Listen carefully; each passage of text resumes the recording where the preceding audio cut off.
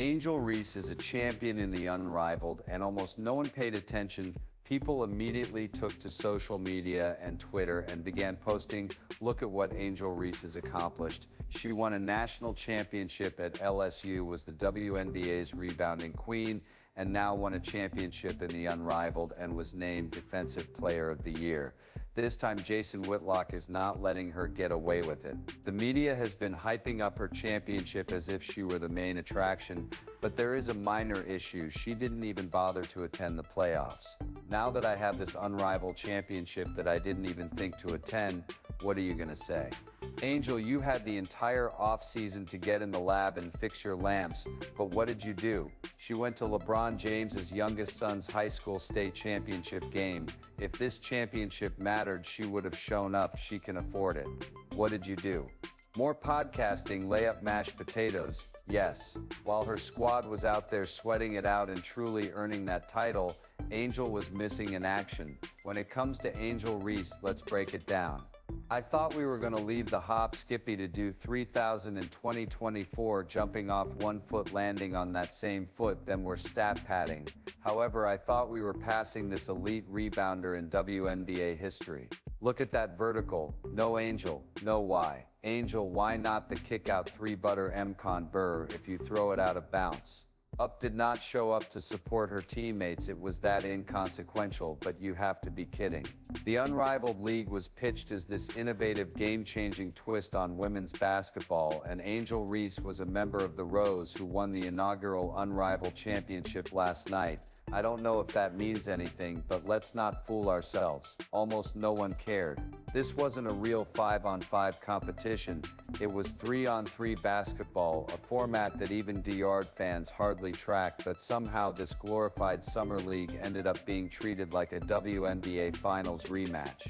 Angel Reese wasn't even in the building during the game last night. The Rose Took on Vinyl was supposed to be the big finale, but nobody really noticed. Unlike real leagues that attract millions of viewers, this one went unnoticed, even though ESPN made pathetic attempts to make it seem significant. Why is it only women's basketball that we see athletes acting in this way? And the only reason it's even on anyone's radar is because, you guessed it, Angel Reese didn't even play in the final 2 playoff games, including the championship. Instead of showing up to, if Angel Reese really thought this was a significant milestone in her career, you would think she would have actually shown up and played. Imagine the headlines if Caitlin Clark skipped a championship game and still expected to be showered with praise, or Asia Wilson or Brianna. She was chilling with her teammates and FaceTiming into the celebration like she just dropped 40 in the finals. It's classic Angel, more hype than substance, more selfies than stats, and somehow she still manages to insert herself into the spotlight whether she earned it or not.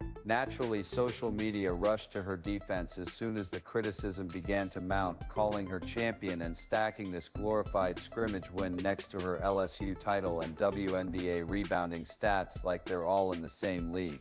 However, Angel Reese thought FaceTiming into the post-game celebration counted as participation because serious players don't pull that move yet.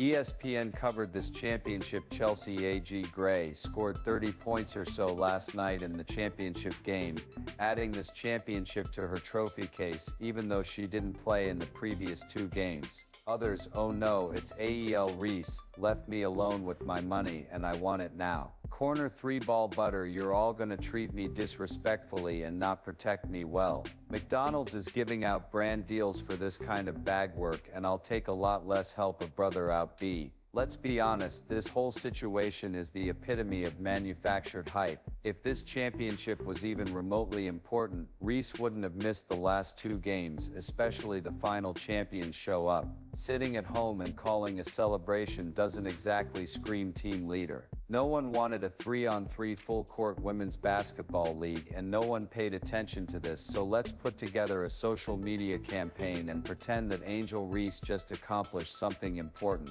This isn't even the first time we've seen the media twist itself into a pretzel trying to elevate Reese. The Unrivaled League Championship is just the latest example of this ongoing narrative engineering that the league itself didn't care about. Next, face of women's basketball, facts and logic be damned, but this so-called accomplishment is more illusion than impact. Exactly set the sports world on fire, but ESPN and others jumped on the story like it was a WNBA finals moment, conveniently ignoring the fact that Reese didn't play in the games that actually decided the title because we're gonna build up this narrative that Angel Reese is one of the greatest athletes of our time. She's right there with Steph Curry, LeBron James, Kevin Durant, and she's got a championship at LSU, and now she's got a championship in the unmatched league. Let that sink in. We're praising a player who wasn't even on the court for the most crucial matchups in any other sport. Apparently, if you have the right media machine behind you, the rules of competition don't apply. Let's not pretend that this tournament was full of the best showcase. Instead, it was a brand new 3-on-3 format without any big name appeal. Caitlin Clark, Asia Wilson, Kelsey Plum, and even Sabrina Ionescu, who was originally sent home early, bailed early, which should tell you everything you need to know.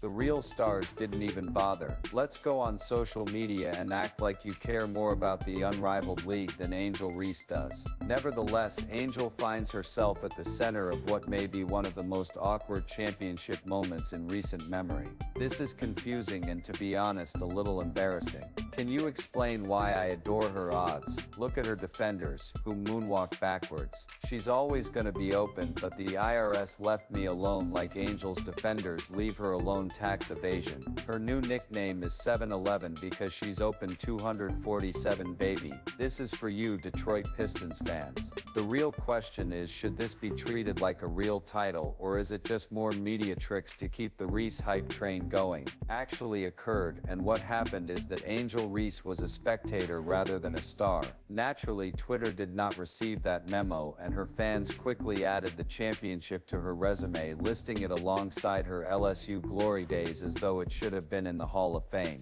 However, that is simply not the case. A true competitor would have been on the court competing alongside her teammates rather than celebrating on her phone. If this had been Caitlin Clark, the media would have been questioning why she wasn't present, but for Reese there are different rules. Ultimately though, this isn't about discrediting her, it's about rectifying the record. If you want to call yourself a champion, you better be on the court when it counts, not on FaceTime. I don't understand how the WNBA won't have enough money to pay her. I mean, max contract, we're talking about Curryland, we're talking about LeBron. She brings all the attention and she's so good at everything that she can dunk. Look at that Netflix. Listen to me. If the WNBA doesn't pay her, you're a better comedy special, man. She's hilarious. Well, the rows look smoother and more in sync without Angel Reese. Let that sink in. Chelsea Gray became a one-woman highlight reel during the championship game, completely dominating on both ends of the court. Fans online even began pointing out the media conveniently ignores the awkward little detail that the team seemed to click better once Reese wasn't clogging up the lineup, rather than acknowledging that her absence might have been a blessing in disguise. The sports coverage machine keeps repeating the fairy tale that Angel was somehow the glue holding everything together, and this championship game was so unimportant that she says, "No, I'm good, I'll watch from home, I'll watch this stream from home, and I'll FaceTime in if we win." That's right, and just when you think the storyline couldn't get any more absurd, Reese steps into the spotlight herself. I'm gonna say congratulations for watching your team win on FaceTime, for cheering them on from the couch, because when did virtual attendance become championship worthy? Oh, nobody gets hollow double-doubles like your girl Angel Reese. This moment really highlights the strange way Angel Reese is being packaged to the public. It's like we're watching a career being curated in real time, not earned on the court but crafted through tweets, interviews, and media narratives. Instead of letting her actual game speak, we get a constant stream of PR spin trying to blow up every moment. Reese has to do more than ride the coattails of her teammates or type cryptic messages into her phone if she wants to be remembered as one of the greats. There are 16 players who have a higher point average than Reese, and she led the league in rebounds per game and personal fouls per game. Her point totals won't translate to the W very well because free throws only count for 1 point. Now here's the real problem: how long can this media illusion continue? Eventually the scoreboard and box scores will matter more than the headlines. At some point people will realize that this superstar label doesn't match what's happening on the court. And let's face it, this most recent championship championship is just more evidence that the hype doesn't match the reality. 12 rebounds per game, many of which were her own missed putbacks. Let's compare that to how real legends are treated. When LeBron James or Steph Curry win a championship, it's because they led the charge, hit the big shots, and led their teams to victory. Even in the WNBA, Breanna Stewart isn't celebrated simply because she shows up. Rather, she's celebrated because she dominates when it counts. Now imagine any of those players missing a championship game and still being paraded around as though they earned the trophy. That brings us back to Caitlin Clark, who is scrutinized like a national event every game she plays. I'm saying that if you want to play in the major leagues and be someone who transcends the game, you need to have a personality. I'll give you Angel Reese as an example. She has a personality, but it's ignorance. It's stupid, really stupid, but when it's Angel Reese, the media acts as though she contributed to the win. Even though she didn't touch the floor, her performance is ignored and her resume is padded with a title she didn't help secure. So we're supposed to treat that the same way we treat actual hard-fought championships. If I were funding this league, I would say, alright, hold on, you got a golden goose. We all have one in Caitlin Clark, and those who are attacking her, criticizing her, and talking as though they are as important as Caitlin Clark are hurting our chances and the brand. If anything, this whole championship situation exposed something the media doesn't want to publicly acknowledge. Angel Reese wasn't the reason her team didn't lose. In fact, they appeared more cohesive and even more dominant once she was removed from the starting lineup. Which begs the uncomfortable but necessary question, how impact is she? When the aftermath hit, instead of praising her teammates who actually played and earned the victory, Reese took to Twitter to post cryptic messages and put the focus on herself.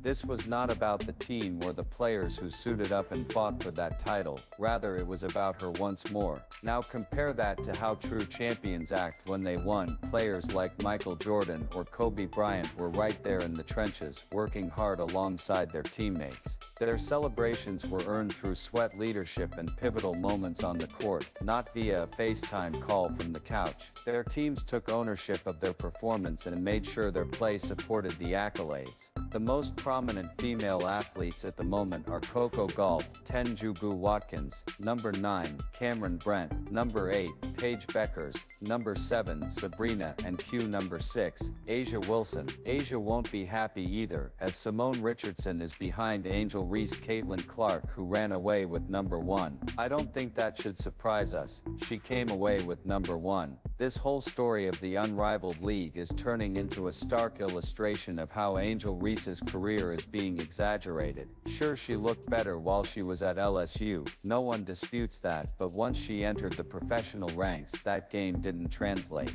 Her time in the WNBA has been an emotional roller coaster. The media won't let go of the fairy tale, promoting her as the face of women's basketball despite her inconsistent play, poor shooting, and a play style that relies more on physicality than skill or finesse. However, this unmatched league title could be the moment the smoke clears, because you can only create a fantasy on so many illusions before the cracks become too obvious. Caitlin Clark is completely changing the landscape of women's sports. Her dominance on the court has destroyed antiquated notions about women's sports, demonstrating that women's basketball can be just as marketable and widely watched as men's. Beyond her performance, it's changing the whole sports landscape. Her presence alone increased WNBA attendance by 105% compared to games without her, while road games involving her Indiana Fever saw an 87% increase in opponent home attendance. Her rookie debut caused a startling 200% increase in WNBA viewership, while Fever home games drew a league-high 186,000 fans last season, a 265 increase from 2023. This is because, let's face it, this wasn't a high-stakes professional championship. It wasn't even 5-on-5 basketball. True fans understand what championship grit looks like. They've seen players like Caitlin Clark get hacked every game and still suit up, giving her no excuses. So what does Angel Reese do now? Will she continue to ride the wave of media love until it crashes, or will she accept that it's time to put up or shut up? The spotlights have been generous, but they're also unforgiving. Eventually the glitz fades and all that's left is what you've actually done on the court. If you agree, please leave a comment, click subscribe, and enable all notifications so you don't miss anything.